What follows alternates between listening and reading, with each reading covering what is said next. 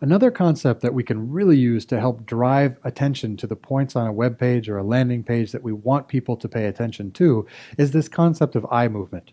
We know a lot about how people tend to perceive images and what their eyes do, and there's some very interesting things we can look at. Above me here is an actual main stage image that we used in a test that we ran for one of our clients. And you can see a lot of things happening here.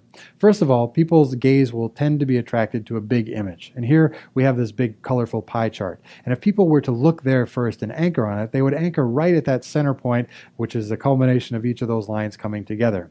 And we also know that people's eyes would tend to follow gravity down and then lead right to that button that we want them to click on. There's nothing in this image that's there by accident. In fact, you can even see the background pattern. And in the background pattern, we have this sun splash where no matter where you happen to be looking or reading in there, you're going to be driven down to the button that I want you to look at. And again, this kind of thing is very subtle, but it can help to drive attention to the right places, and it can be a great thing for you to test to increase conversion rates, or in this case, clicks on that particular button. Another concept that we can use is how the human brain processes partial images.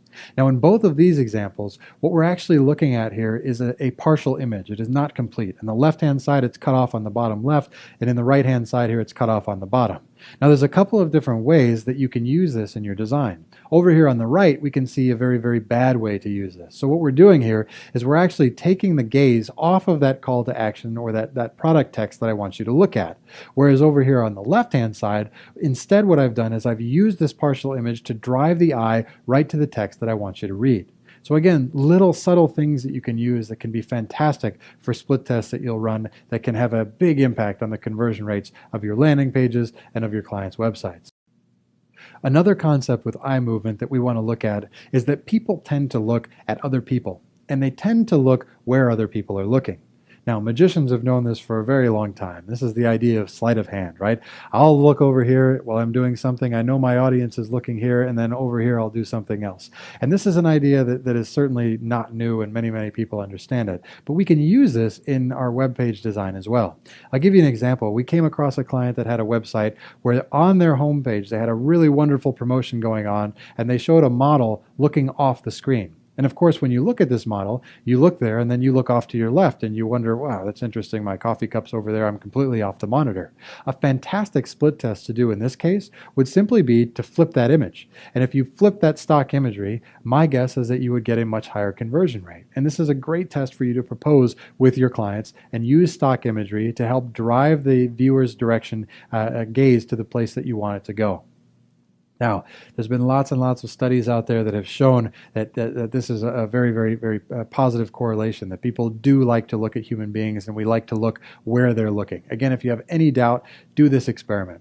When you leave wherever you are right now, walk down the street with people, a crowded street, and start looking up as you walk. And then you'll see that everyone who's walking at you will also start looking up because they're wanting to know what's about to fall on them, right? There's a very, very interesting phenomenon happening here. Now, I'll give you a couple of examples here that are pretty well known in the industry, but can help make this point. And these two examples, this was a study that was done by Think Eye Tracking or Bunnyfoot. Now, what they actually do here is they're comparing two offline images. So these are offline advertisements, and then they actually do visual attention mapping here. And what they can see is that when in the one where the model is looking out at you, you kind of gaze all over the place. But when that model is looking at the product, you look right at the product and then you read that product message. Another example comes from Usable World out of Australia. And this is a great example where if I show you an ad where the baby is looking at me, I look right at the baby's face. And I spend some time looking at the message in the product, but not nearly as much as when I turn the baby and shift that baby's gaze to what I want the consumer to look at. Again, this is a test you can set up very, very simply. This is something that's just stock art. You can go and buy a separate version of that stock art photography and change that model and reposition it, flip around the image and make it look at what you want the consumer to pay attention to and see if it has an impact on your conversion rates.